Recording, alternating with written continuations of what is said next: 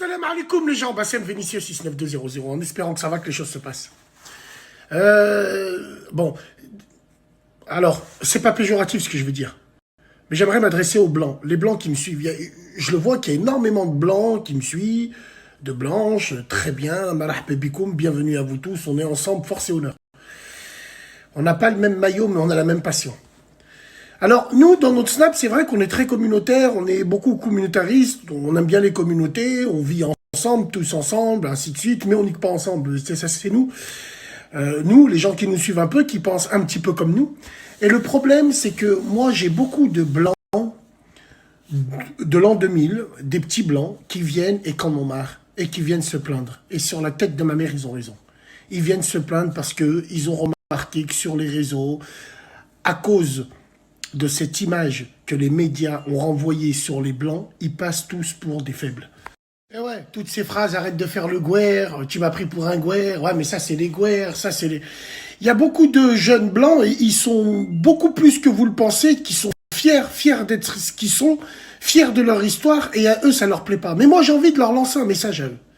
J'ai envie de leur dire, mes frères blancs, Wallah il azim, vous vous réveillez dans votre honneur, dans votre force, parce que vous êtes des hommes forts, et on le sait ça, mais c'est trop tard. C'est un peu trop tard parce que c'est les blanches de chez vous qui vous ont mis dedans. C'est toutes les petites Gwendoline, toutes les petites, les Cindy, les Mélissa, les Mélissandre, toutes ces petites clochards-là, bandeurs de Rebeu et de Renoir, qui ont fait que aujourd'hui les blancs, hommes, vous êtes mal vus à cause de ça. C'est les femmes de chez vous qui vous ont niqué. Et moi, quand je vois le drame de chez vous, je le vois venir chez moi. Mais nous, alhamdoulilah, il y a la résistance, il y a des gens comme nous qui essayent de monter au créneau pour dire non. Et on sait dire non, et il faut dire non. Et on dira non. Coûte que coûte. Le truc, c'est que ça vient un peu de vous. C'est de votre faute aussi un petit peu. C'est dommage, parce que moi, j'ai grandi dans une génération où je traînais avec des blancs, et sur la tête de ma mère, c'est pas pour autant que ces blancs essayaient de prendre une identité de Rebeu et de Renoir, ne serait-ce que dans la façon de parler, ne serait-ce que dans la façon de se comporter. Moi, j'ai traîné avec des blancs qui se sont pas convertis à l'islam, et c'était des gens comme ça.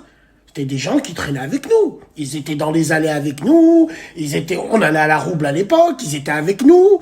C'est pas pour autant, un jour, tu les as vus jurer, voilà. Demain, ils étaient avec nous, ils traînaient avec nous, ils ont faim, ils vont à la boulangerie, ils vont manger un sandwich au cochon, mais personne ne leur dit rien. Nous, avant, personne ne leur disait rien. On ne calculait pas ça. Aujourd'hui, on dirait que vous culpabilisez. Aujourd'hui, on dirait parce que vous habitez dans une cité, parce que vous habitez dans une ville, vous êtes obligé de changer d'identité. Eh ouais, bien sûr. Vous essayez de changer d'identité. Vous essayez de plaire encore plus qu'il ne faut. Nous, on en a des chez nous. Chez nous, des Maghrébins, on en a. Le blanc qui veut être plus blanc que le blanc. On en a, nous aussi. Mais vous, c'est dommage. Le seul problème, il est là. Donc moi, je parle aux jeunes. Les jeunes qui me regardent, les jeunes blancs, les jeunes... Essayez de vous regrouper de temps en temps.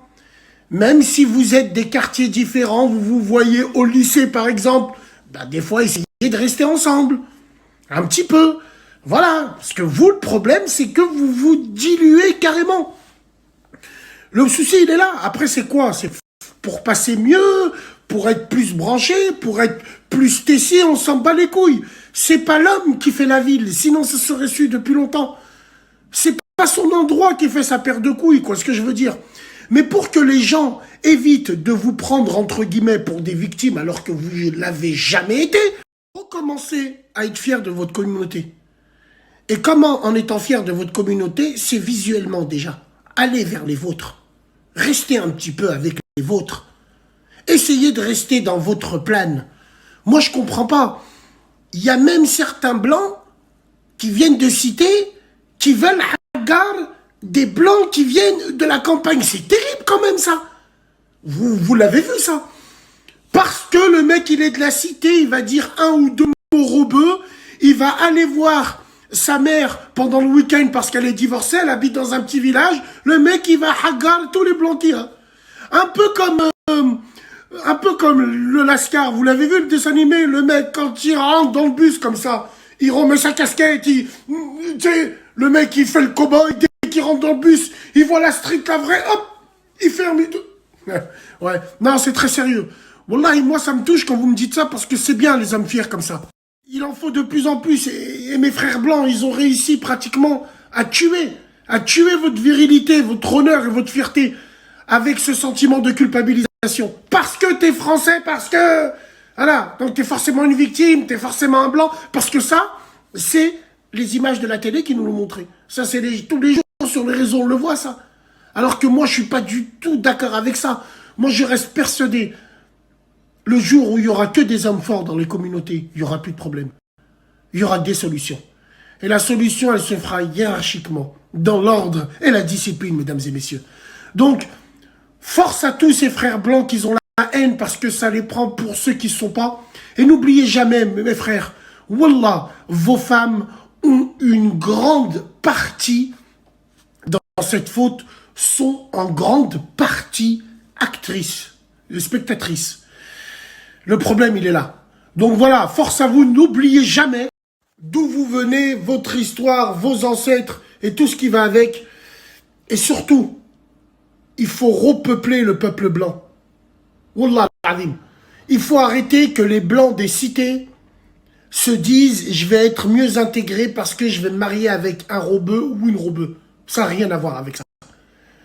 Nous, on respecte les hommes, on respecte les gens avec leur comportement. Même si demain, le mec, il n'a pas de religion, même si, tant qu'il respecte les autres, c'est ça le plus important. Mais vous, vous en faites trop, vous étalez trop. Wallah il adim. Et puis, franchement, le malheur des uns fait le bonheur des autres. Mais moi, quand j'ai vu tout ça, c'est ça qui a enclenché dans ma tête cette alarme qui dit « pas au Maghreb, ça, jamais de la vie, ça ». Tu vois, nous aussi, on veut faire culpabiliser les hommes maghrébins, ainsi de suite, mais hamdoulah, bouzeb. Nous, y a pas ça. On a senti la supercherie de suite. Et nous, je peux te dire que nos plus grands ennemis, c'est les maghrébins qui veulent être plus blancs que le blanc. Eux, on les a promis en ligne de mire. T'inquiète même pas. Si tout ceci était un champ de bataille, wallah il-adim, je sais où je mettrais mon viseur direct. Donc voilà, force à vous les frérots. Et nous, on est tous ensemble, wallah il-adim, on est tous les mêmes. Bonhommes, deux bras, deux jambes, travailleurs opérationnels. Chacun, chaque chose à sa place. Et pour ça, il n'y a pas de couleur. Pour la fierté, il n'y a pas de couleur. Salam alaikum, mes gens,